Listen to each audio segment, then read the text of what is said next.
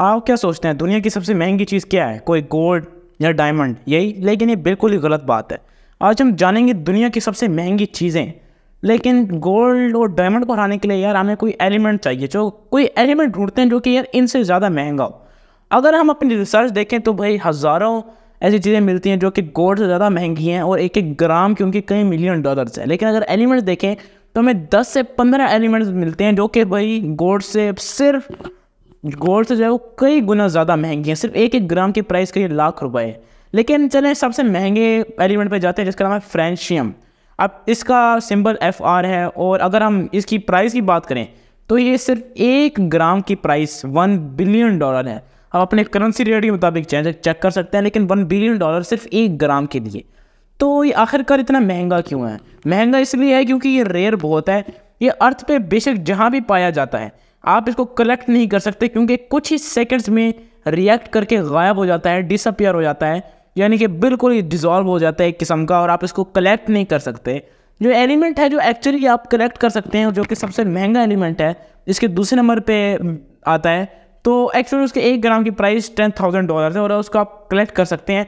अब क्योंकि francium collect तो हो नहीं सकता, तो साइंटिस्ट इसको आर्टिफिशियली बनाते हैं लैब्स में, जो कि बहुत ही मेहनत से बनता है। यानी कि जो मैक्सिमम अमाउंट एक फ्रेंशियम की बनाई गई है एक दफ़ा में, वो सिर्फ 3 लाख एटम्स का एक छोटा सा पत्थर है।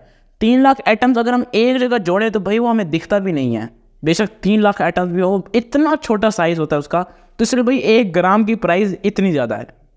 तो ये तो हो गई भाई एलिमेंट की बात। तो अगर हम कुछ आगे महंगी चीज़ों पर जाते हैं तो भाई हमें पता चलता है कि एक ऐसी पेंटिंग है जिसकी प्राइस $104 मिलियन है। इस प्राइस में क्या होता है? इस प्राइस में इस पेंटिंग में जो है एक लड़का दिखाया हुआ है जिसके इर्द गिर्द जो है सारे फ्लावर्स होते हैं, और बस इस पेंटिंग की जो प्राइस है वो $103 मिलियन है। अब ये पेंटिंग है ये पिकासो ने बनाई है। अगर आप पिकासो के नाम से वाकिफ़ नहीं है तो उसको एक मास्टर आर्टिस्ट कहा जाता है। सबसे बड़ा नाम है आर्ट की दुनिया में इस इंसान का, तो इसलिए इसकी प्राइस इतनी ज़्यादा है।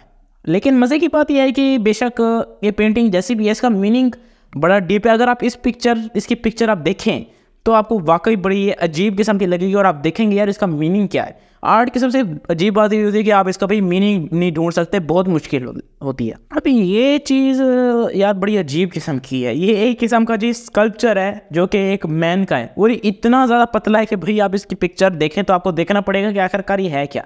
ये एक किस्म की स्टैचू टाइप है, एक किस्म की मूर्ति टाइप चीज़ है जो कि इतनी पतली है कि आप देखेंगे एक स्टिक जितनी इसकी सिर्फ विड्थ है, और एक कुछ हद तक लॉन्ग है। ऑलमोस्ट 70 इंच जो है इसकी हाइट है, जो कि ठीक है। लेकिन सिर्फ यार इतनी ही चीज़ अगर आप इसकी पिक्चर देखोगे तो आप कहेंगे इसके अंदर ऐसी क्या ख़ास चीज़ है। अब ये जो एक ब्रॉन्ज का स्कल्पचर है ये 1947 में बनाया गया था, और जिस इंसान इसको बनाया था उसका नाम था एल्बर्टो। और पता नहीं इसके अंदर से क्या ख़ास चीज़ थी कि इसकी जो प्राइस थी वो $141 मिलियन थी, और इसको बेच दिया गया।